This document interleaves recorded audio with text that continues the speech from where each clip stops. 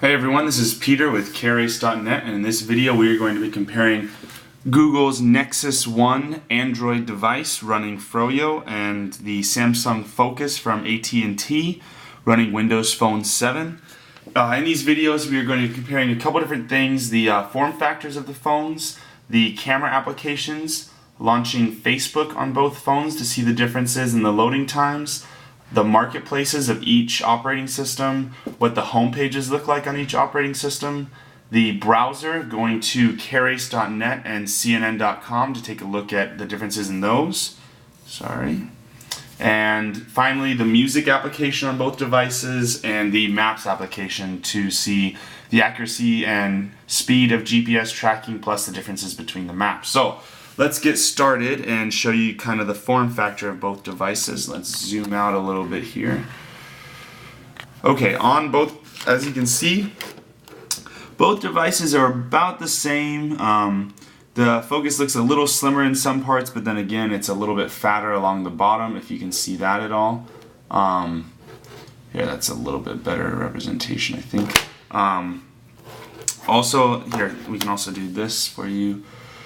So you can kind of see the differences in how slim they are as opposed to screen sizes. Obviously the Focus has a bigger size, and in terms of device width and length, or width and height, that is going to be the difference. The Focus is barely wider than the Nexus, but definitely a little bit taller.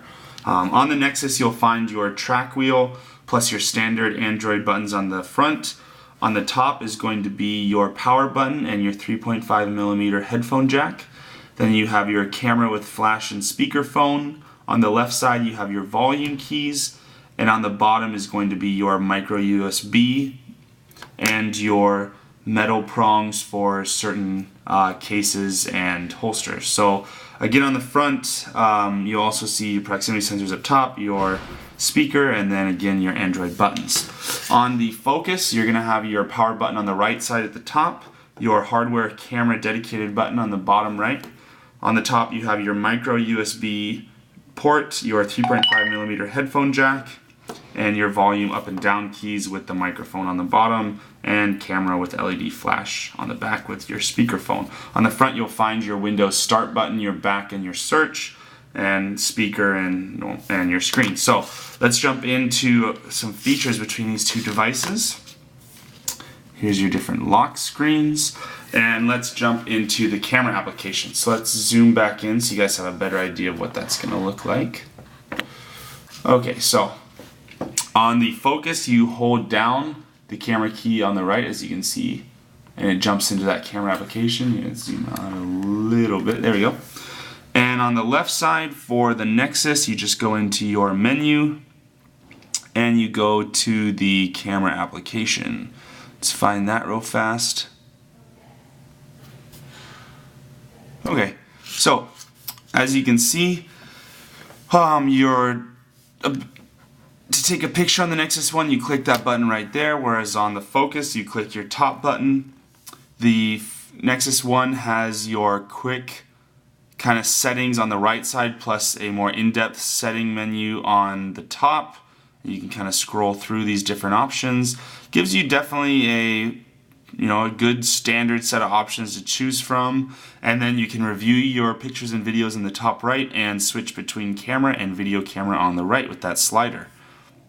Also for zoom, you are going to use the not that one. You're going to use this bottom right here to zoom, and then you have a scrollable wheel for that, or a scrollable bar, excuse me, for that. So that's the camera application on the Nexus 1.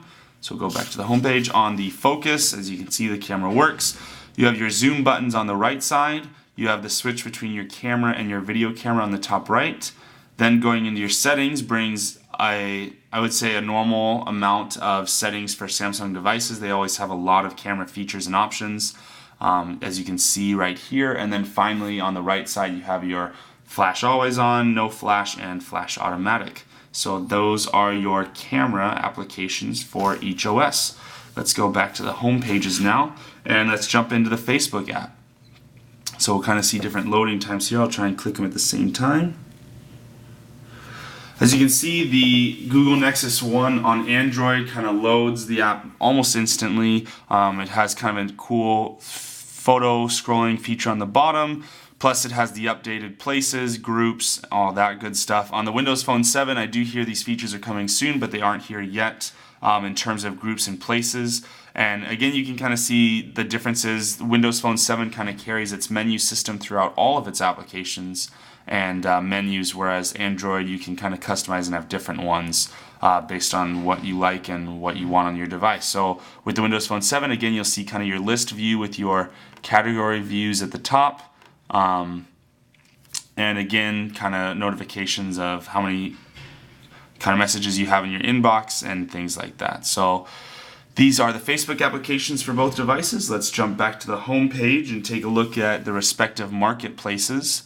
For Android, it's going to be the Market, and on your Windows Phone 7, you're going to have your marketplace right here. As you take a look at the marketplace in Windows Phone 7, let me sign in to the Google Marketplace. Give me 1 second. As you can see on the Windows Phone 7, it does kind of a themed background for the marketplace with Rihanna's new album release. That's what's themed right now. Also on Windows Phone 7, you can see that the at&t or the carrier has its own app store at the top called at&t App Center. Then you have your Samsung Zone, which is your manufacturer's marketplace. And finally, you have the apps, games, and music, which you can find across all Windows Phone 7 devices. Finally, again, you'll see kind of your category view of your featured apps, again, kind of featured albums, and going into games gets you to your Xbox Live games. We're having a little bit of difficulty on the Nexus 1, so I'll just show you on an Evo real quick. The app market will go in because it's going to be the same. Okay, so as you can see, the Windows Phone 7 kind of separates it out into music, games, and apps, whereas the Android app market on the left, you'll have your apps, games, and your carrier apps or different features on the top that you can find. Finally, you'll have kind of featured apps. You'll have like a main kind of advertisement in the middle that scrolls through different stuff. You can search. Once you go into apps, you have different categories, just like you do on the Windows Phone 7. Going into apps will get you to different, again, categories, you know, music, video, photo, lifestyle. One difference between the marketplaces is Windows Phone 7 integrates music, whereas Android does not have music in its marketplace. You would have to get an app to get to a music marketplace. And again, for this, you can go to your downloads. For the Samsung, you can click on your updates and it brings you to different updates.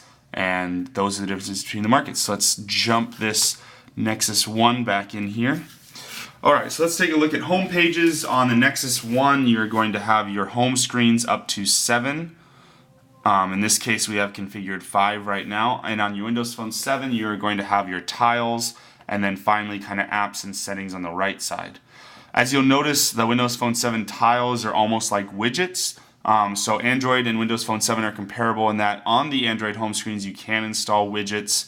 But they don't really do what the widgets on the Windows Phone 7 does. Like you can see in the people, if I had my contacts loaded and integrated with Facebook, it would show different statuses, it would show different pictures. The music and videos would show the album artwork for the last song I listened to. As you can see on my marketplace, it's showing me I have 5 apps that I need to update. And again, that's Windows Phone's 7's selling point, is that you don't have to really go in depth into apps to get updates. You kind of get all the information you would need on your home screen. On Android, there's a couple different ways you can do this, but it's not as easily able to set up out of the box like the Samsung Focus is. So those are the home pages. Let's go to the browsers now. And we'll go to carries.net. Let's load the desktop view so you guys can see what that's like on both devices. So let's go into here. Let's see, website. Actually, let's just load the mobile view for now in this browser and look to the HTC Evo or the Samsung Epic video for the desktop loading view. So in here, we're going to go to our carries. Let's also take a look at the keyboards really quickly. As you can see, this one's going to resemble the iPhone's keyboard in that it shows you letters in bigger font as you type, and it also makes a clicking noise, if you can hear that.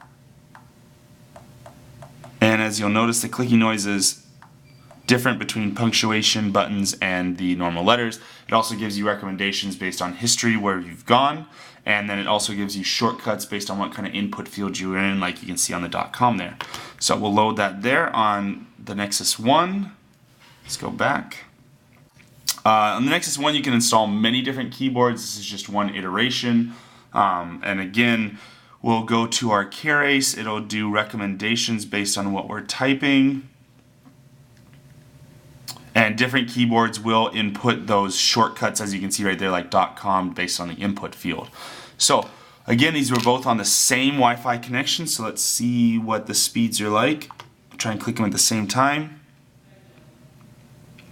As you can see, the Keras one loads pretty quickly, whereas on the Nexus 1, it shouldn't be this slow. Maybe we have a problem. No, it's on Wi-Fi. Come on. Let's try this again. Let's try CNN.com for both devices, or better yet, let's try Facebook.com. And on here, again, we'll go to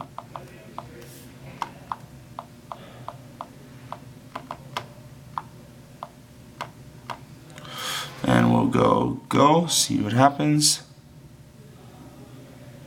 So it looks like we're having a problem with the Nexus 1 device. Look to our other videos then for the Android browser comparison between those two devices. Oh, also I forgot to refocus for you guys. Okay, so let's take a look at some other features between the two devices. Let's go into the music applications. As you can see, this is on the Android, you have standard tabs across the top, artists, albums, songs, playlists. On the Windows Phone 7, you're going to have your marketplace integration to go and purchase music. You have your music, videos, podcasts, radio. Again, it does the list plus the category views. And again, on the Android, it's not as advanced as that, but both will play your music and both do support different formats of music. So those are our music players. And now finally, let's go into our Maps application on here. We have it right there, and let's scroll over so you guys can kind of see how fast the GPS tracking is on both these guys and how fast they load. So again, pretty quick, about the same time as Google Maps was somewhere else, so it's going to take a little bit of time to load this, whereas in Windows Phone 7 we're already at that place. As you can see, if you scroll to other places, it does that kind of blurred view. So that's going to be similar to Google's, squares and grid to show that it hasn't found yet, and then pushing on that again will jump you out and back over to that. Looks like we're having some Wi-Fi problems on the Nexus 1. In any case, the GPS tracking is very quick, and as you can see between the two maps, Google is pretty colorful, has different layers.